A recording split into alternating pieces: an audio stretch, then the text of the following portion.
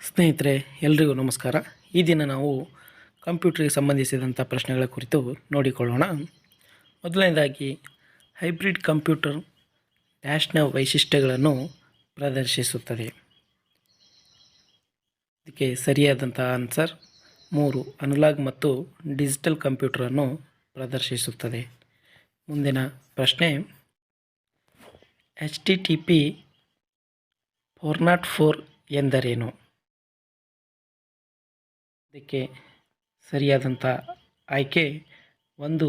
Server ಕಂಡುಬಂದಿಲ್ಲ ಎಂಬ ಸಂದೇಶ. ಕಂಪ್ಯೂಟರ್ನ ಕೇಂದ್ರ ಸಂಸ್ಕರಣಾ ಘಟಕಕ್ಕೆ ಲಭ್ಯವಿರುವ ಈ ಕೆಳಗಿನವುಗಳಲ್ಲಿ ಯಾವುದು ತ್ವರಿತವಾಗಿ ಪ್ರವೇಶಿಸಬಹುದಾದ ಸ್ಥಳವಾಗಿದೆ?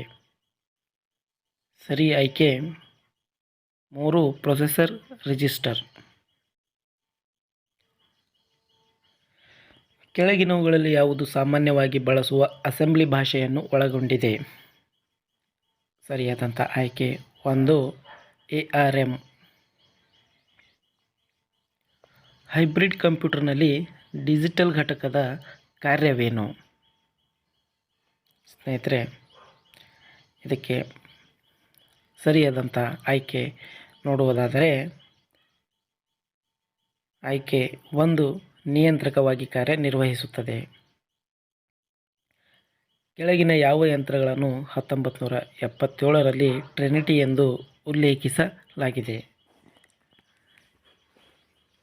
ಸರಿಯಾದಂಥ ಆಯ್ಕೆ 4. ಮೇಲಿನ ಎಲ್ಲವುಗಳನ್ನು ಟ್ರಿನಿಟಿ ಎಂದು ಉಲ್ಲೇಖಿಸಲಾಗಿದೆ. CPUನ ಪೂರ್ಣರೂಪ ಯಾವುದು? ಇದಕ್ಕೆ ಸರಿ ಆಯ್ಕೆ 1. ಕೇಂದ್ರೀಯ ಸಂಸ್ಕರಣಾ ಘಟಕ. CPU ಮತ್ತು ಮೆಮೊರಿಯು ಈ ಕೆಳಗಿನ ಯಾವುದರಲ್ಲಿ ನೆಲೆಗೊಂಡಿದೆ? ಸರಿಯಾದಂಥ ಆಯ್ಕೆ 2. ಮದರ್ ಬೋರ್ಡ್ನಲ್ಲಿ. GUIನ ಪೂರ್ಣರೂಪ ಯಾವುದು? ಸರಿ ಆಯ್ಕೆ 4. Graphical user interface. ಕೆಳಗಿನ ಯಾವ ಕಂಪ್ಯೂಟರ್ ಮೆಮೊರಿಯು ಸ್ಥಿರ ಮತ್ತು ಅಸ್ಥಿರವಾಗಿದೆ? ಸ್ನೇಹಿತರೆ, ಸರಿ ಆಯ್ಕೆ 2. ರೋಮ್. ಕೆಳಗಿನವುಗಳಲ್ಲಿ ಯಾವುದು ಕಂಪ್ಯೂಟರ್ ಸಿಸ್ಟಮ್ನಲ್ಲಿ ದೋಷ ಸಂದೇಶವನ್ನು ಉಲ್ಲೇಖಿಸುತ್ತದೆ? ಮೇಲಿನ ಎಲ್ಲ ಸರಿಯಾದಂಥ ಆಯ್ಕೆ. ಕೆಳಗಿನವರಲ್ಲಿ ಯಾರು ವಿಶ್ವದ ಮೊದಲ ಲ್ಯಾಪ್ಟಾಪ್ ಕಂಪ್ಯೂಟರನ್ನು ಮಾರುಕಟ್ಟೆಗೆ ಪರಿಚಯಿಸಿದರು? ಸ್ನೇಹಿತರೆ, ಸರಿ ಆಯ್ಕೆ 2. ಎಪ್ಸನ್. ತಾರ್ಕಿಕ ಅನುಕ್ರಮದಲ್ಲಿ ಡೇಟಾವನ್ನು ಜೋಡಿಸುವ ಪ್ರಕ್ರಿಯೆಯನ್ನು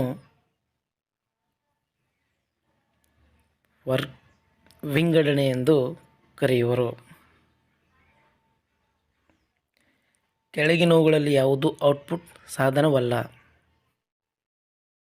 ಇದಕ್ಕೆ ಸರಿ ಆಯ್ಕೆ ಜಾಯ್ಸ್ಟಿಕ್. ಮುಂದಿನ ಪ್ರಶ್ನೆ, ಕಂಪ್ಯೂಟರ್ನಲ್ಲಿರುವ ಡೇಟಾದ ಚಿಕ್ಕ ಘಟಕ ಯಾವುದು? ಸರಿಯಾದಂಥ ಆಯ್ಕೆ ಬಿಟ್.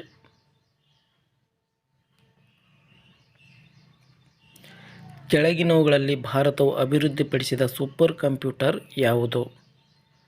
ಸ್ನೇಹಿತರೆ, ಇದಕ್ಕೆ ಸರಿಯಾದಂಥ ಆಯ್ಕೆ 1. ಪರಮ್ UA2.